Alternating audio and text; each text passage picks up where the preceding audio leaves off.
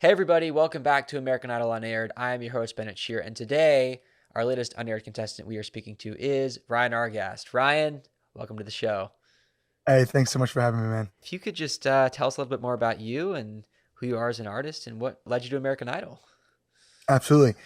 Well, again, my name is Ryan Argast. I am the lead vocalist of the band Marina City out here in Chicago. We've been touring the country and building a name for ourselves for the better part of a decade at this point. These guys are, I think of them as brothers. They stood in my wedding. I stand in their wedding. I was just the best man of the drummer's wedding just last week. We've been able to have some really cool success with the band. And I was approached from one of the producers and asked, would you ever consider auditioning for American Idol before? And I was like, I never really thought about it before because I just had my own thing going on for a while. But it turns out there's like age limit, and I was hitting that age limit, and I was like, well, I'm big into experiences. I got the band's coming out with some new music very soon, so why don't we just see where this leads me? So I was lucky enough to try out, go out to Austin, Texas, and get the okay to go to Hollywood, and that's why we're here. I have yet to talk to a contestant who started in a band and then, obviously you're continuing to be a part of this collective while also going out on a solo venture. And it sounds like the Yeah. guy's super supportive. And it's great that you can, you were able to use that avenue as a way to gain the opportunity and the experience, but also promote the band's music. And so Exactly. I'm curious how they reacted when they first heard about it, because I'm sure that they were also thinking in that way. Right. I was, I, I shouldn't have been nervous, but just anytime you're just like, hey guys, I'm gonna go try to do this like Yeah. big thing. But I was very upfront, and I'm not only am I the lead singer of the band, but also the guy who handles a lot of business stuff with our manager, the guy who deals with a lot of just building, branding, and everything. It's like they know how much Marina City I care about Marina City. So I was like, look, I'm gonna go do this. There's a 1 in a billion chance of me actually winning this thing, which obviously I didn't, right? So a billion chance of me winning this thing. But what could be cool is that we can get some local press, get some hype going on, and see where it kind of goes. And literally just yesterday, we started teasing our new music, and so I gained some fans from the Idol journey and my solo journey that I was kind of going on. So it's just a perfect way to just keep that momentum and avalanche and snowball keep going. So when I told the guys, they were just like, actually, like I said, I don't even know why I was scared because they were just like, dude, that's awesome. That's Yeah. amazing. Let's do it. Like go. And I was really lucky because I got on TV to perform my song, The Man Who Has Everything on the news. And I was able to bring the guys in the band to perform with me. And we were able to do interviews about me and the idol journey and my solo stuff, plus, also with the band.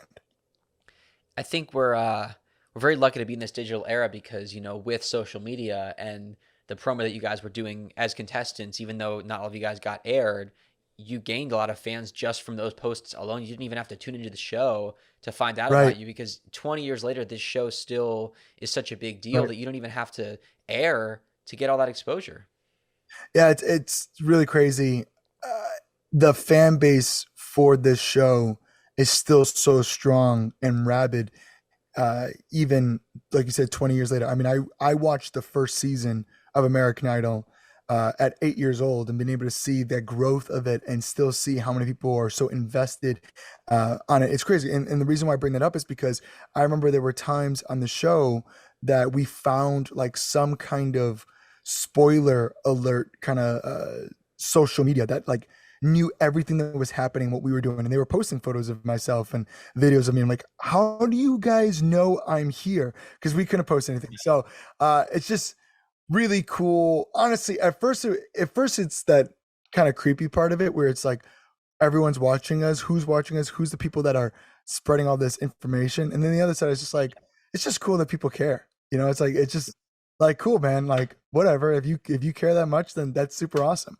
Well, I confess that if it weren't for those spoilers, I wouldn't be able to find some of you guys. So kudos to Yeah, them for existing because exactly. you know what? I mean, it adds to the publicity, and I think it is there are some surreal, maybe I guess like creepy elements to the idea that everybody somehow knows what's going on. But being a part of that machine, I mean, I imagine that to this day you're still thinking about all the ways that it's impacting your career and taking things to new Right. heights. I will say that the one thing was so interesting was because I had the background of being in a band that has been doing this for a while, been able to tour and been able to play fests and just do some cool stuff.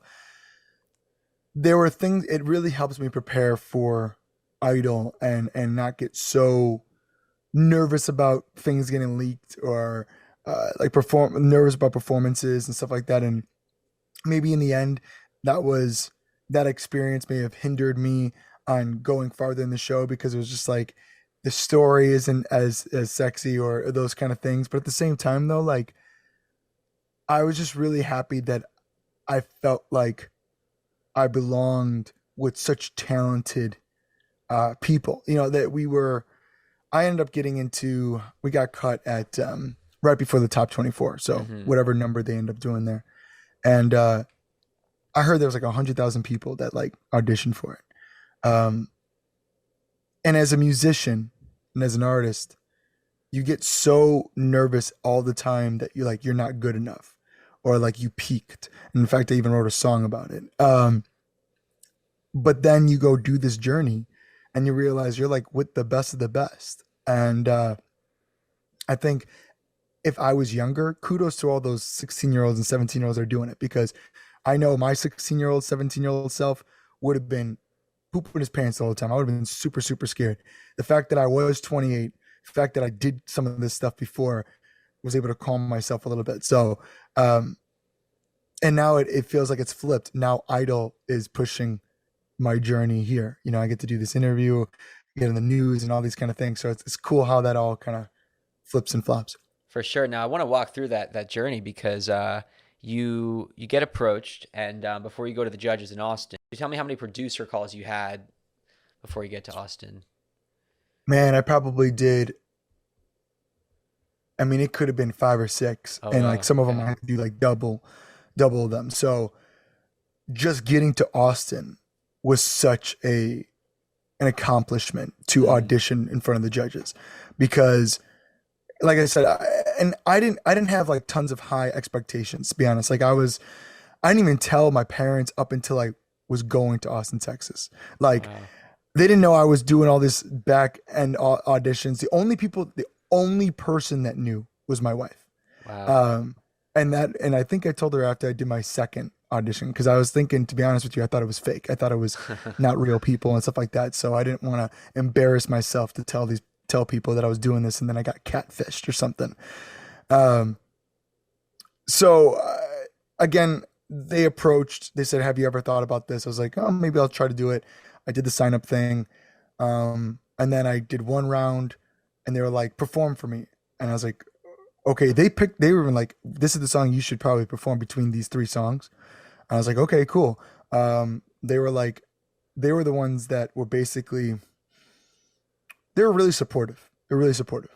Um, throughout the whole thing. Even when I got like eliminated, they were really supportive. So I actually have nothing but great things to say about the judges and the producers and all the people on Hmm. the show because of how much they were just like, "Yo, we want to give you a chance and Yeah. we like you and we think that there's some cool stuff there."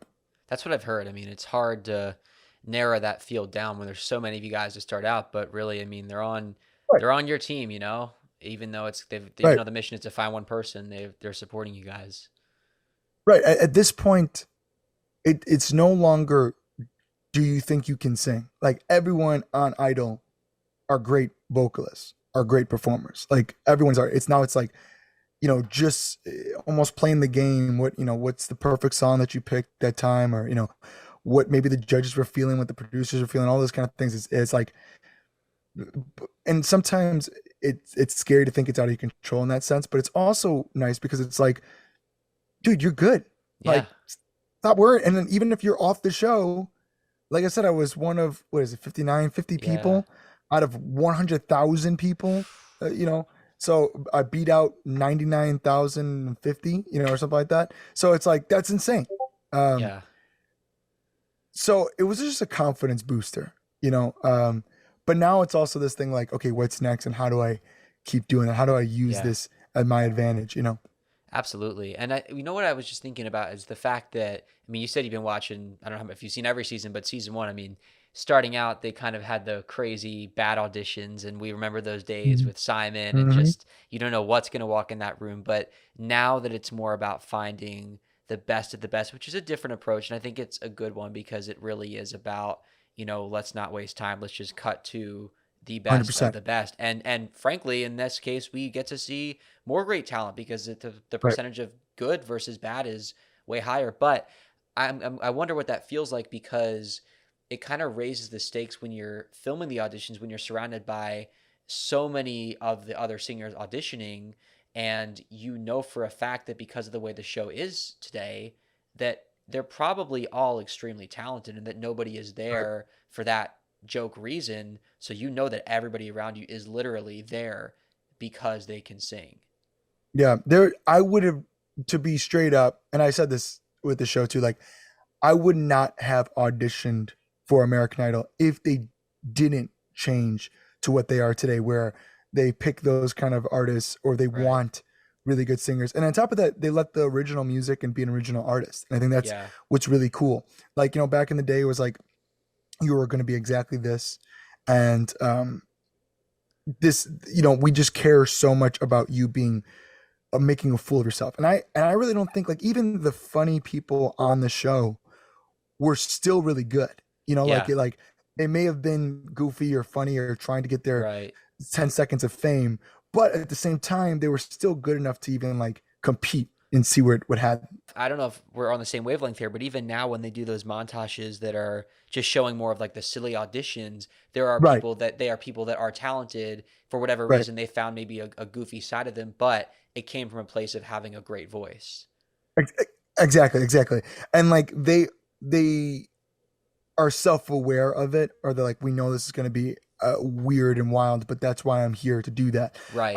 There's not a William Hung that's coming on there that's like, everyone told me I'm good at singing, I just thought that Right. this I should do this. It's like, no, there were actual things. And I noticed that from the audition, like when you're there, like, everyone wants to sing. And I'm not that kind of guy. Again, I'm older here, so I've been doing this for a while, so I like to save my voice as much as I can. I do my warm-ups privately, and I do all these things. But there's still a lot of people who are still green to it, still young, so they want to sing all day. And some of it bit them a little bit, and got kicked out early because they couldn't. Their voice was gone. But while I'm watching the room, I'm like, wait, where are the bad ones? Like, where? Yeah. Because like, everyone here can literally win this competition right now. Like, what is Yeah. happening right now? So again, it was nerve wracking, but the fact I kept telling myself I'm here for a reason, so it was cool. I talked to Elliot Greer. That's exactly what he said, is that people realized that, I'm assuming you saw him at Hollywood Week. Oh yeah, He, he was probably one of my best friends on the show. ah, He was, yeah. amazing. Have you heard Uh, him sing? yeah, no, he is the reason I started this podcast. I No heard way, that's so sick. I heard Leah Marlene talk about him on a live stream. So I'm like, I gotta check Yeah. this dude out. And I heard him singing. I'm like, he's really good. And I've been doing some podcasting for a couple years now. I thought he'd be a great guy to interview. And I'm like, I should do a whole show, just, American Idol on I air. I Get love this idea. Thank you. I appreciate Dude, that. dude, Elliot, so this is what's so crazy about the show, is that I wish that they would show you the other people they didn't show, because I man, not I I'm trying to figure out a way to say this on not bringing down anyone they did show, because there's so much talent that they Yeah. showed that was really, really good. But dude, there was another group of singers that they didn't show, or barely showed, that made me melt, or made me, like, my heart drop, or like made me almost cry, like, just made me have these emotions that I just can't believe that weren't shown. Elliot was one of them. That Hmm. dude, uh I can make a whole podcast episode on just Elliot, but that dude sang Hallelujah. He Oh, sang Hallelujah by Leonard Cohen. and we were in this theater, and when he did it, it felt like the heavens opened. It was just like this most spiritual moment, man. I couldn't Yeah. believe it. Um, and there was another girl, Lexi. She was absolutely like when I heard her sing, and I was like, "What is that? Who is that? No one is like that." Yoli was another one. Kevin Mm. Goulage, I think it is his last name.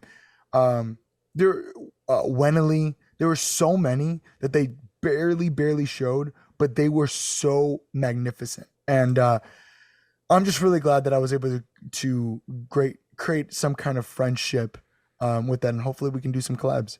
Yeah, no, I mean, it really is wild. I mean, because, as I said, he was the idea for the podcast, and now I'm basically had the same reaction I've had after hearing so many of you guys sing, whether it's discovering an Instagram clip or going and streaming your songs, where I'm like, that guy or that girl or that person didn't get picked, because it's just like, I mean, I know that they have to cut it down, but like, and the song we're gonna play from you later, Open Water. I mean, it's like whether it's the vocals or the presence or listening, Yeah, watching, it all comes together, and you're there's an artist in front of you, and it's kind of just, it's sad that they didn't make it farther, but you also just kind of accept the fact that there's just so many that I guess they can't all go right. through.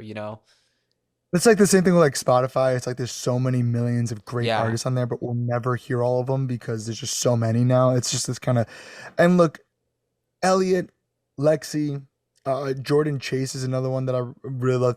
All those guys, they're gonna be just fine, Yeah. right? Like they're gonna make something with music. They're gonna do something because one thing that's great about so many artists that went on, why I think this show is so cool now is because they're bringing these artists that whether or not they win American Idol, they're going to be just fine because they are here in the long run. Yeah. They're not like American Idol is a cool thing for them, but they were going to make something of themselves regardless if Idol was a thing. And I think that's not a knock on the show. It's just like it's more showing about what kind of artists they're looking for now and who they're trying to put on the show. Yeah. Um, and hopefully they could have a whole nother season of all the same people that are on the show that they didn't really show and be like, wow, it's a whole nother winner.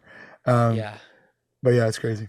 No, I think it's been interesting watching the show evolve, and I think honestly, I mean, ever since they came back on ABC, I just think it's like a whole nother level. I mean, really, like when it comes to the artists that are coming through now, like it's kind of changed, I feel like, into less of it being about which number you place and more just about having the platform.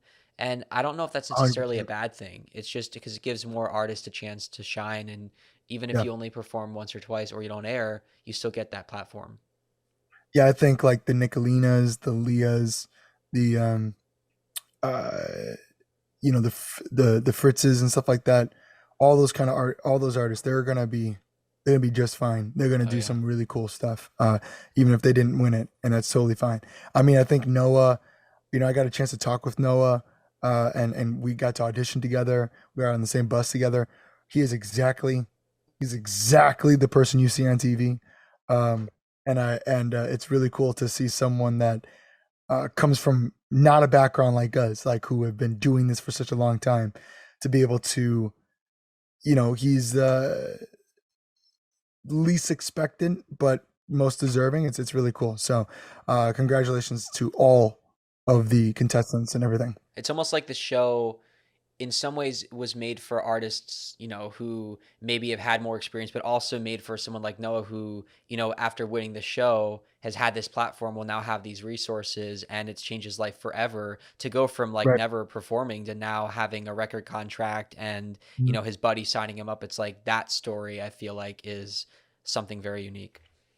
Yeah, like you said, I think you said it right. Is like it's at this point, it's not even about. I mean, it's great that he won, and it's a huge accomplishment. But it's almost not even about the winning. It's just about the fact that you were on the show and you were showcased in front of millions of people that they were able to Yeah. see and hear that you exist is all. I mean, like for me, like I said, I barely even was shown. I'm on a podcast right now called American Idol Unaired because I wasn't really shown, right? Yeah. But the fact that I still had these opportunities to do this and go, I was able to speak at different schools and do the WGN news stuff, and radio's picking me up from here and stuff like that. It's like, we've been able to do some cool things for Marina City, but now I have this opportunity to do it as a solo act that I may not have been able to do prior. So it's Right. like just that little, hey, you were on American Idol is Yeah. just almost enough. And the crazy thing is we haven't even gotten into like your time on the show and the different rounds you went through. We're just talking Right. about the experience as a whole of being a part of that platform. And Dude, I had yeah, my most liked or retweeted like post I've ever made was me at the time was me saying I auditioned for American Idol. I didn't say I went to Hollywood. I didn't say I won it, but right. literally just I auditioned. And literally the whole town, man, they were gonna make a like give me the key to the city. I'm kidding. But like it was just so insane on how like all these people were rallying up like, oh my God, I can't believe it. It's like, what? But that's just the power of the show still, which is really cool. Yeah, man. I know you mentioned that it took a while to get to that audition, and just that first round alone, you had to get through maybe 5 or 6 calls. Are Yeah. you singing the same song every time? Are you switching it up? Are you talking to the same producers? How's that work? So I was singing the same three songs. I had three songs I was singing. Um, and I sang all three of them each time in the same order. There was one producer that was with me the entire time because he kind of like he was the one that was like, hey, you should audition, and basically was like, let me show you this person, let me show you this person, kind of see, stuck his neck out for me, kind of thing. Um, and then everyone, like I feel like it was like, you need to meet this person. Okay, they like you. You need to meet this person. Okay, they like you, and it's like, then you get to the top person. Does she like you? Okay, you're good enough. Yeah. Let's take you to Austin. So like I said, I mean, it could have been 5 or 6 rounds. It kind of blends all together, and a lot of it, like the one thing that stinks a little bit about all this is that I don't have any recordings of any of my auditions, so it's all right here. And to be honest, like everything I remember a lot as much as I can, and I like to have these conversations because I keep trying to remember it. But the other time, everything was just so like, oh my God, oh my God, oh my God, oh my Mm. God, am I here? Am I here? This is happening. This is happening. So it's like you kind of black out on some of the stuff.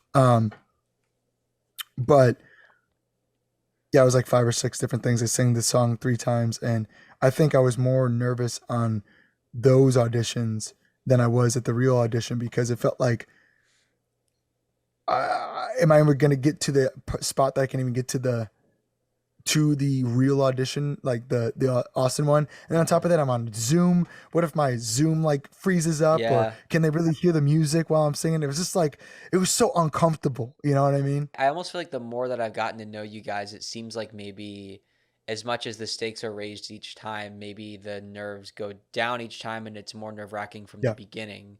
So, like walking down the stairs, like that very first Zoom call is probably Yep. utterly terrifying, as Oh is yeah. the next one and the next one. And I mean, I'm not to take away from what it was like to get in front of the judges, but we talk about the numbers, and once you get in front of the judges, even that audition day in Austin, even to be among a couple hundred people is a big Right. deal and means a lot. So, Yeah.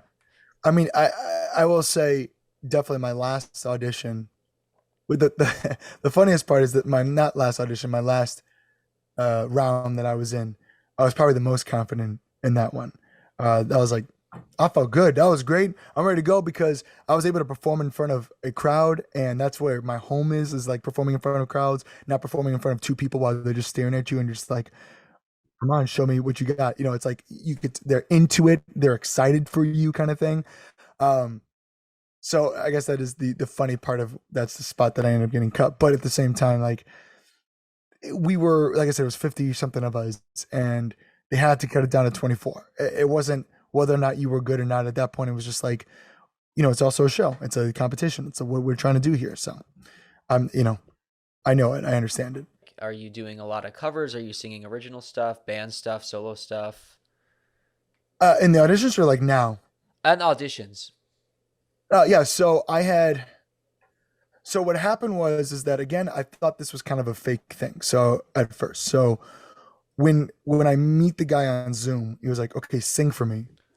I didn't even know what to sing. I wasn't even expecting to sing for him. I was like, well, what do you want to hear? Like, is there something that I should sing? And I happen on the weekends or when I'm not performing with my original band, Marina City, I sing in a wedding band. And I happen to just be practicing Fat Bottom Girls by Queen at that time. So I had it on my other computer screen right here. And I was like, well, I mean, I could do Fat Bottom Girls. And he's like, yeah, that sounds great. Upbeat, rock and roll, show off your front man. So I was like, okay. So I did that. And he was like, well, do you have anything that you can show off like the other side? And I was like, well, I got this original song that I was working on. He's like, show me that. He's like, okay, cool. So like, he's like, okay, do those songs. I was like, all right. So I ended up performing Fat Bottom Girls for the judges, but the judges at the time were like, you know what? It doesn't show enough dynamic in your Mm, voice if you're really a great singer. Like it could show that you're a great performer, and it can show that you're a great frontman. It can show that you have grit, and I like that. But what do you do if you're just singing like soft? So I happen that the song that I auditioned with for my solo stuff ended up being a slow song. So I performed that, and that actually ended up getting me through to the next round, um, and or getting me to Hollywood. The irony of that song is that I wrote that song about feeling like an imposter, mm. feeling like I peaked, and feeling like I don't know where I'm going from here. And maybe I got all this stuff because of luck. And I just feel like it's ironic to sing that song and get to Hollywood, um, because I wouldn't be an imposter Right. if I went to Hollywood. So it was cool. It was a cool moment for me. As far as the television production stuff, when you got to Austin, you could be in day one in the judges, you could be in the last day. What was the case for you? I was going to Austin for the actual audition. I was, I think, 7 or 9 person of the entire show to audition. Oh, It was wow. like first 10 for sure. Okay, wow. Um, which at the same time I felt like I was excited about because they hadn't seen all that great other talent. So they were like, maybe they would feel like, hey, wow, that dude sounded pretty good. I don't have anyone to compare him to really. So Yeah. you're in, you know what I mean? Yeah. Whereas like if I was the last one, they're just like, dude, I've seen everybody at this point. Right. Like, so I felt pretty good about that. And I was in the first day, the first half hour to Right. go in. So um very lucky on that case. I don't know if I'm correct, and I don't know if you would know. Do you know if Austin was also the first city as a whole of their Yes. audition tour? Yeah. So might be a tough question, but as much as it felt good to be early on in the audition tour, when you got to Hollywood Week in December and they had just finished all their spots in LA and Yeah. Nashville, now it had been a longer time since they've seen you. Now is it a Right. little more nerve-wracking because they've seen so many other people? Yeah, and then you're sitting there and you're watching them all sing, and you're just like, where do they find these people? How did you get that voice? uh, How did I mean, there were some vocalists on there. What's his name? Luke, I think it was, where he was a young kid, a taller kid, bigger guy, and he had this super low, oh, the low, deep low. voice, like I'm Luke Taylor, I Yeah, sound like Luke this. Taylor. That's right, Luke Yeah, Taylor. And I was like, how is this possible? Like, right. where do they make these kids in like a test tube? Like, you shouldn't be this good at 16 or 17 years old already. Like, this is ridiculous. Like, I'm here at 28 trying to compete with you guys, and I've been doing this for a lot longer. Um, so it was nerve wracking. Like you said, they hadn't seen me for a while. And when you get past and you're going to Hollywood, like it almost feels like that was the battle. That was like you won it already. So you're thinking like your top stuff, and then you get over to Hollywood, and you're just like, whoa, there's a whole nother level here. Um, I was very fortunate that I ended up getting a standing ovation from all three judges on my first performance, which I ended up doing "Let It Go" by James Bay, and I think I was close to tears. And I'm not like I don't cry very easily when I'm like emotional, like when it's sad, I cry, but like happy tears, I don't think I've ever. I can't think of many moments. But when I got off the stage, I was like, "What is happening?" They did a standing ovation for me, and like the lady who interviews me says, "Do you think that you did enough to get to the next round?" I was like, "I just got a standing ovation from all three judges. I don't know what else I need to do." Like, um, later on, I realized there needs to be more because I ended up getting standing ovations all throughout. Mhm. But uh, either way, at that point, though, it was just like, I can't believe this is happening. I know that's genre challenge. Is that are you in Yeah. like the rock line? Is that what where you were? Yeah. And that was another thing was I was the only person in my line to get through. Oh, Um, and so not only that am I getting through standing ovation, but I'm the only person. It was just like, right. what is happening? What is Hmm. happening with life right now? So that was cool. And I'm sure it's also like, because we it's clear that we're so supportive of everybody that's there, and it's not about being cutthroat as much as it is a competition. So to see all those people go home when you're the one person, I got to imagine that's a funny feeling. It was a bittersweet feeling. It was a bittersweet feeling for sure because um, that was another thing. We got really close within just like what's so crazy is that in reality we were all the longest you were really out there was maybe 10 days, maybe not even 10 days. No, it was probably about 10 days you were out there for the most. But in that 10 days, the things that we went through, the things that we experienced, that highs and lows and the adrenaline rush, like now, like Elliot and I can if I talk to him, if I get to see him one day, it'll be like best friends for a long period of time. Or Lexi, it's like because we went through something that other people like. Even if I talk to my wife about it or my parents about it, and they saw a lot of it, like they didn't experience it exactly like how I did. Very few people are able to do that. So you just get this bond that's super, super close. So yeah, at this point, I had only known these guys for maybe 24, 48 hours max. And when they were leaving, I was like, oh my God, I can't imagine a life without you. And it's Oh, like, but like, I only know, so it was um, it was a sad thing to see them go. But I do get this chance to talk to them on social media. And that's the great thing about American Idol and social media that we're still hmm. able to be connected. Who was in your line? I don't know if they showed really anyone in my line. That's the only thing that kind of Hmm. stinks about it. Yeah. But I gotta give you all the names because everyone in that line um, were absolutely um, crazy. Christine Rose O'Neill, Christian Beck, really good rock singer too. Chloe, crazy powerful vocals. Yeah. We got Chloe, we had myself. I think there was the four, and then Cole was supposed to be in our line, but he ended up going into a different line with um, Jordan Blue, Mm. which another great singer. He didn't get a Hmm. chance to really see a lot of things, but he was really great. And then you guys were mentored by David Cook, yeah, because they did the whole alumni Yep, thing. yep, How's yep. We that? were. That was really cool. I mean, I told him he was the first idol I ever voted for when I was a Oh kid. wow. Um, so he thought that was funny. Um, he is literally just you and I. Like, and I guess that's the thing that's so great about American Idol is about like how they make like the normal person have the big fame. Like he was Sure. just super down to earth, super aware of himself, super aware of the competition.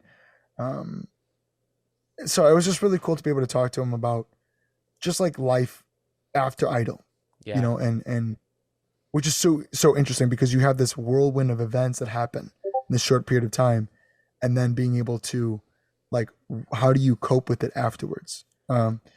So he was really open about a lot of things. And I think what's wild about having a show that's been on this long and, the format stayed the same basically. So the fact that all these alumni who have been through the process, now it's been 10, 15 years, some of them, and it probably feels like yesterday that they were in your shoes in Hollywood Week and Yeah, navigating the competition and going through the same things. So I feel like I mean, that's the kind of thing too, where I imagine that like, I mean, they literally get it. They were there. I mean, he won the whole thing and you could talk to him about what you're feeling and he could be like, right, bro, like I know, like I've right, been every step of the way. right, right. Um, and he would even say that he would even be in there and be like, "I'm getting all these flashbacks," or "I feel like I'm about to audition again," or "I'm about to perform," and stuff like that. And so it was funny to really.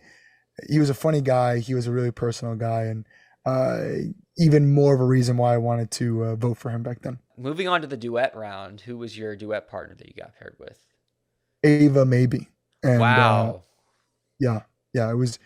I if there's any of them that I wish they showed, I really, really, really, really wish they showed that duet because that duet was probably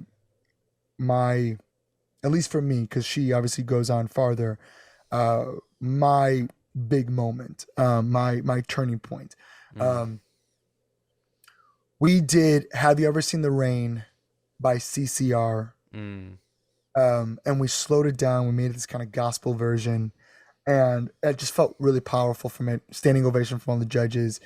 Um, One point, Katy Perry said that I need to stop working behind the scenes because my day job is that I work with artists on their merchandise branding. Oh And she was wow. like, stop working with artists and stop being behind the scene because you are the scene. uh, Luke Bryan was like, you just made this Ryan Idol. That was incredible. Lionel Richie says, you sound like nobody else but yourself. You're so unique. And like hearing all this like crazy things from, you know, all of them probably going to be future Hall of Famers. I mean, Lionel Richie, I think, just went in, yeah. but all will be. To hear that, it was just like, Oh, what is happening? What? This is my life right now. It was just a really cool moment, and I'm glad that we were both able to get through because we were able to share some really cool moment there. yeah. And Ava's great. I mean, she's so Yeah, talented. Um, I I'm blanking. I don't know if I asked you what song you sang in the genre challenge. And obviously you got through. But even if yeah, I even I'm curious too about the judges' comments from that previous round. Even though we know you got through, but yeah. Well, they didn't actually say anything in the first round. They just did. They just clapped or whatever, and then they right, were that's right. like, You got the standing "You're gonna go ovation. through." Yeah, so I ended up getting a standing ovation. I'm happy. I mean, I guess if they didn't, then if they didn't stand, I guess I wouldn't know what they thought of it. So, Yeah. so it was, but I got a lot of cool feedback from them. I really never got a lot of critiques from them, so I felt really confident about it. And again, I know that they put people on the show where they like really went heavy on them, and I hmm was like, man, I guess it's better that I didn't get on the show and they didn't say anything bad about me. Like they were just like, yo, you got this. Like this is amazing. But at the end Right. of the day, it is what it is. So I'm wondering what it was like when you were the whole rehearsing and they show how brutal it can be to stay up late rehearsing for the duet round. I don't know for you guys if you had that yeah, experience where it's just yeah. like you're up all night. Oh no, no, no. We definitely had that experience. See, that's the thing. That's the thing about the one thing about people being so green or so young on the show is that that's the industry. Like that's what's Idol is boot camp, but it's like a simulation for what's to come. Right. And I have been unfortunate and fortunate enough that I've had these experiences before where I had to maybe not learn a song and meet a person there, but just like really strange things that I had to like overcome or do something with.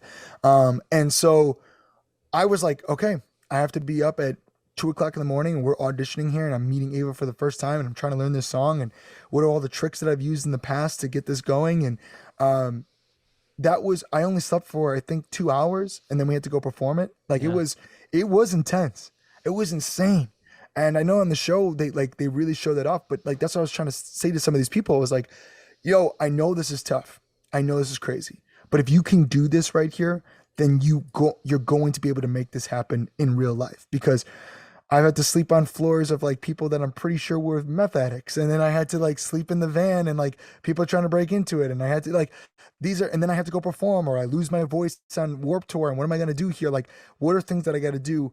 That's the industry. And I think Idol does a really great job in preparing you for it. If I'm correct, you get a very short amount of time with vocal coaches for the duet round to prep your song, and then you just rehearse as late as you can, and then you get very little sleep and go the next day and perform it. Right, right, right, right. Uh, the one thing that I was the most nervous about was losing my voice because all the interviews and talking, and that's one thing that that did kind of stink because I felt like I was a little bit of a recluse on on Idol because I was so focused on making sure I didn't lose my voice. Like I would be kind of off on the side and I'd maybe watch a movie or I would learn my songs or I would try to like warm up a little bit. But if I did a lot of talking and I did, a lot of singing with people, and then I would just like be cash, and then I'm like, I'm gone. And a lot of people, they were cash really early.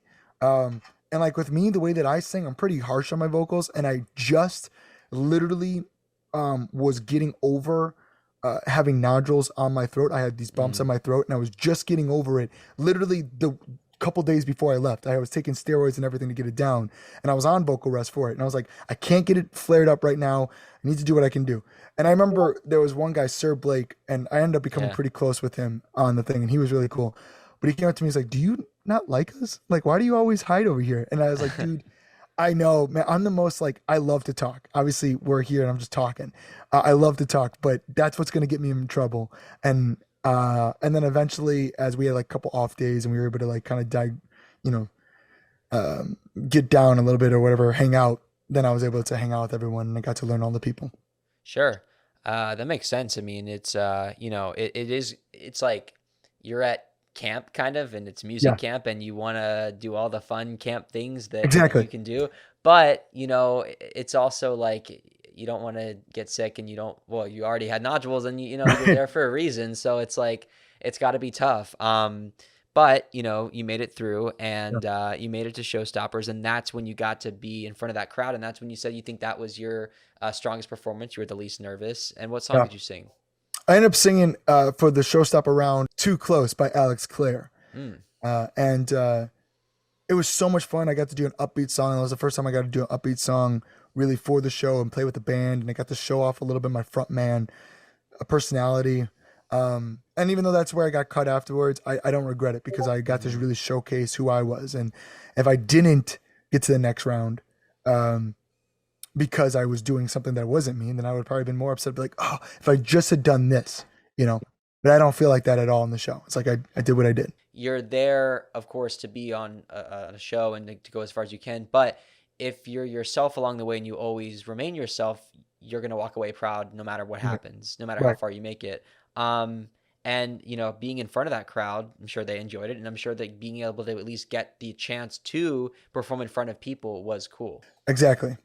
Exactly. They're filming the whole results portion a different venue. They take you guys to some other place the next day where the judges sit you down. You walk in the room, right? They give you the big results for the top 24. Yeah, it was like 3 days later or something like that. Hmm. And I was actually the first person Oh, to be really? called up. Yeah. So I'm like playing everything in my head. I'm like, I'm feeling pretty good about everything. I'm like, thinking back, I got standing ovations every single performance. Um, I felt good about my performance. I got the cameramen and the production people and all talking about like how well the performance went, and they're like, "That was a showstopper. That was absolutely Yeah. incredible. You really showcased things and you used the whole stage." And I was like, "Yes, yes, yes." And I was the first one called up. I was like, "I'm the first one called up. There's no way they just like cut the first person, right?" Right. And turns out, yeah, they'll do it all. So, but you know, uh, I got up there and they were really, Lionel Richie sat me down and was like, I've been championing you for a long time. I love everything you do. I think you're a true artist. I believe you when you sing. But this is a TV show. This is a competition. And unfortunately, people do have to go home. And this is the end of the road for you. And I was like, dang. But then Katy Perry's like, can I talk? Can I, like, is it cool to talk? And she's like, what you did on the stage was incredible. You blossomed down there. Um, you have some incredible vocals, great stage presence. You're going to be a star. I really want you to keep focusing on music and focus on that and stop working behind the scenes, which I'm still working behind the scenes a little bit. It gives me a paycheck, but I am focusing on music a lot. I do music every single day, something with either Marina City, my solo stuff, every day is something. I'm Wow. singing more than ever. Um, I'm just really happy that they said those things. They like felt like they didn't have to. They could have just been like, "Thanks so much," but they were like, "Stop, let me talk to you and Yeah. tell you this." And I think that's what's really cool about these judges this year too, or these last was it 5 years that Yeah. I just feel like they want you to succeed and they'll give you stuff if they feel like they need to give you stuff, but they're not going to just like embarrass you just to get ratings. No one on the show is Simon Cowell, and even though that I would have been really interested to see what Simon Cowell would have said now, and just because of his stature, it was just really nice to feel like, hey, those guys are rooting for you this whole time, and they want to see you blossom. So it was cool. It's been a long time since Simon was on the show and since we've had Randy or any of these, A&R behind the scenes kind of judges. But as an artist, having artists judge other artists, is that preferred for you guys, or is there ever do you ever question what it would be like to actually have somebody from the industry on that panel? Well, I mean, they're all from the industry and they have different ventures and stuff like that. I don't know. I think it's a good question. I think that I take more pride on probably an artist than artists Hmm. because they know what we go through.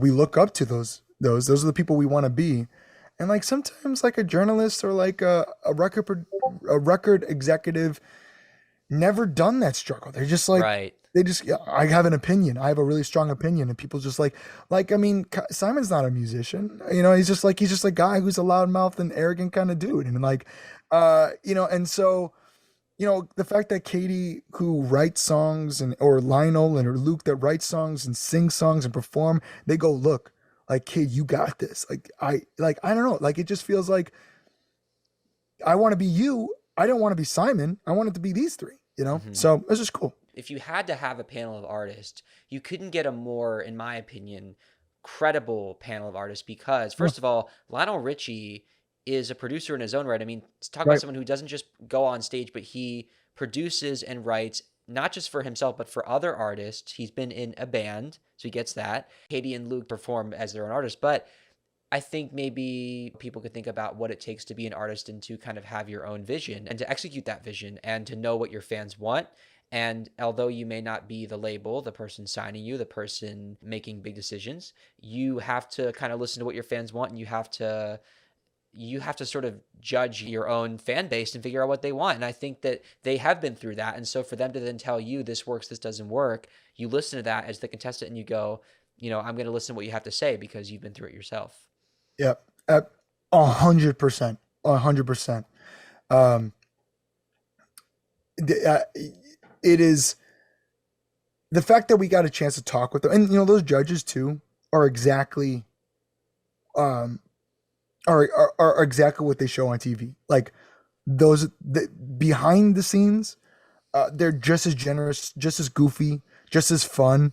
Like it's not like, all right, TV comes or the camera comes on. Now it's time for me to be this person, this Katy Perry or Lionel Richie and Luke Bryan. No, they're literally those people, and I think that was really cool too. The fact that we got to talk with them when cameras weren't rolling and the advice that they would give from there was just really cool.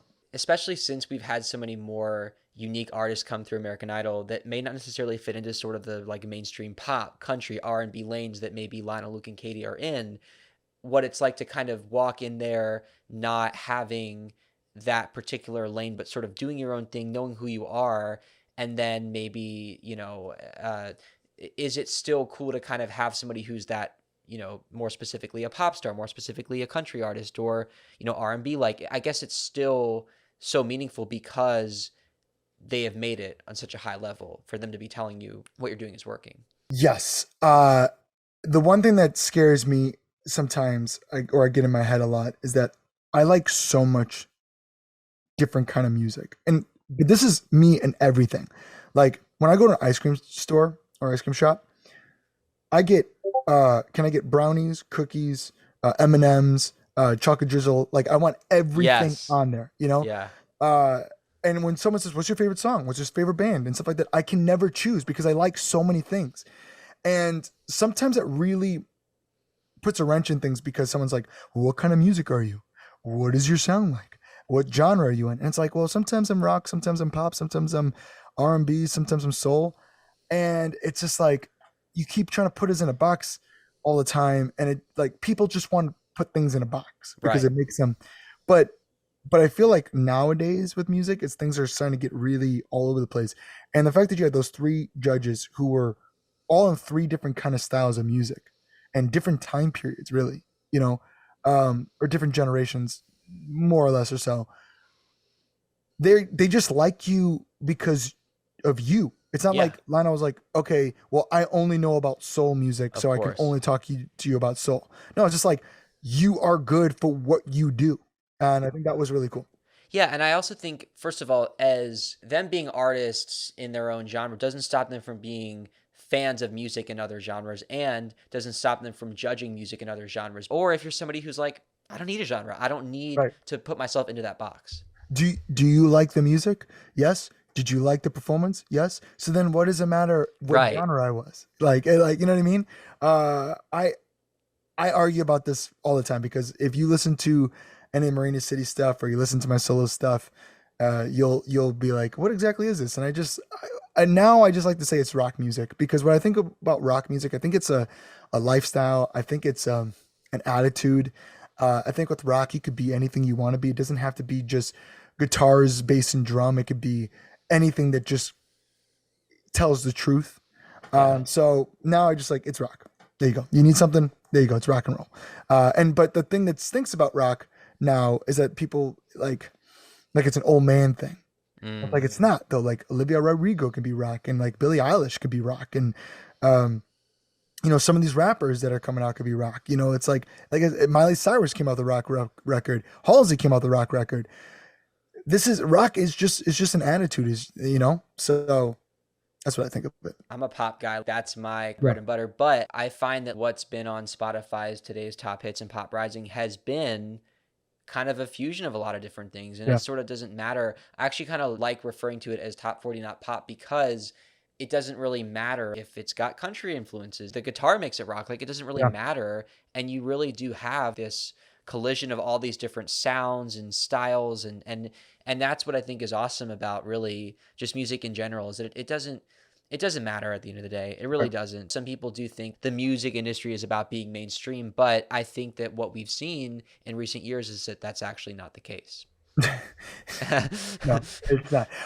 That's the thing about with Idol now. Back in the day, 20 years ago with Kelly Clarkson, it's like it felt like Idol was the only way that you were going to be able to break as a singer Yeah. at that time. And now it's just like Idol is just another platform that you can use to do all the stuff that you're doing.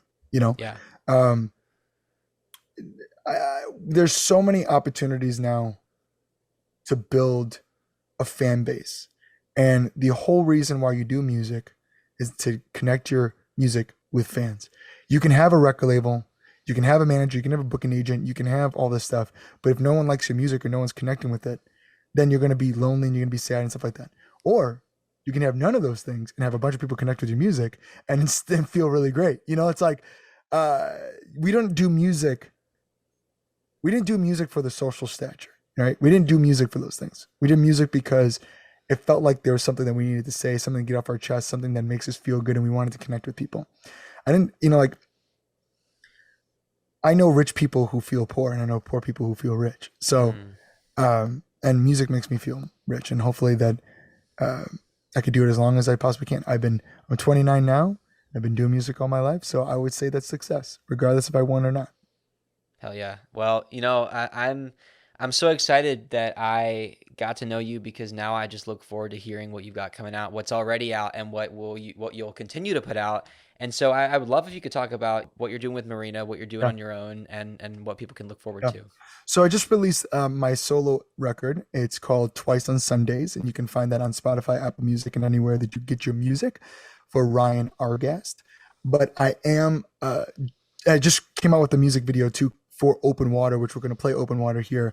I wish I could tell you that I had a lot of fun making this video, but actually I did not. It was actually the scariest music video I've ever made in my life. I do Wow. not like open water. That's literally what the song is about, about being scared of open water and about growing older. But I had to face growing older because everyone has to. That day I had to face going into open water. Not only did I go into open water, but I went in at 5 o'clock in the morning as the sun was rising up on 1 hour of sleep. And it was in the beginning of May. So it was like 40 degrees out in Chicago. So it's very cold. I thought I was going to die. It was a very scary moment, but I love that I did it for the art. That's what you do as an artist. You just push those boundaries for it. I'm very proud of the music video. So if you're watching this podcast or listening to this podcast to up to this point, then just go a little farther and go type in Open Water Ryan Argast on YouTube and watch that video. Don't let it flop on me, okay? With that being said, the Ryan Argast solo thing, I think I'm gonna still do some more music off of it because I just have more stories to tell. I try to do the Ryan Argast solo stuff as a really personal songwriting journal-esque kind of diary things. So I think I have more in me that I'm going to do more of that.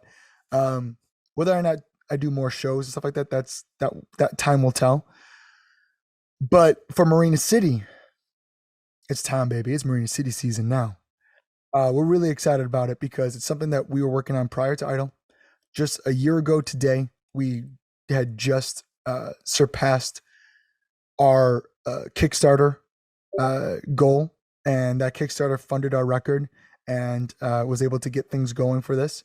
So this record is an encompassing, interactive, immersive world that we wanted to create with our fans. So there's going to be games and puzzles and scavenger hunts and everything else to find these songs. And then when you find these songs, it's a little bit of a loose concept record. We felt that we were writing this record in the middle of 2020 and 2021 and even in 2022, and it feels like there's a lot of stuff that happened in that time, and there's so much in our society, and it just felt like we were just angry. And so this is definitely a rock record, and I'm just really excited to be able to come out with this and release all these things that we were built up inside for a long period of time. Dude, I cannot wait to hear it. And just hearing you talk about the Open Water music video kind of makes Hollywood Week sound like nothing after what you just said. Yeah, yeah, We're talking only half the amount of sleep, yeah. probably twice the amount of, no, 10 times the amount of terror, facing like your biggest That's fear. it's like I said, Hollywood. I was in a band that prepared me for Hollywood Week, and then Hollywood prepared me for what comes next. And so I was like, "Look, I did Hollywood Week. I can face open water." So Yeah.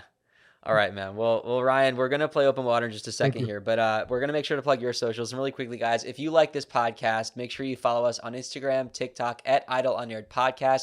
If you're listening on Apple Podcasts, please make sure to subscribe, rate, leave a review the old-fashioned way. Tell a friend, and hey, there's still Spotify, iHeartRadio, wherever you listen to podcasts. Check us out. You can also watch these interviews on YouTube. Just type in American Idol Unaired. Just enjoy wherever you get your podcasts. Now, Ryan, one more time, where can people find you on your socials? Where can they go to listen to your music? Take it away. I want to thank you so much, Bennett, for having Ah, me. It really my means a pleasure, lot. man. This podcast, I'm excited to listen to it. But you guys can find me at everything at Ryan Argast. That's RyanArgast. And then you can also follow my band, Marina City Band. Everything at Marina City Band. So thank you so much for listening to this. It means the world that you even asked me to do this. Ah. I'm really excited to see where this goes. Well, Ryan, thank you so much. And thank you guys for checking out American Idol Unaired. Here's Open Water.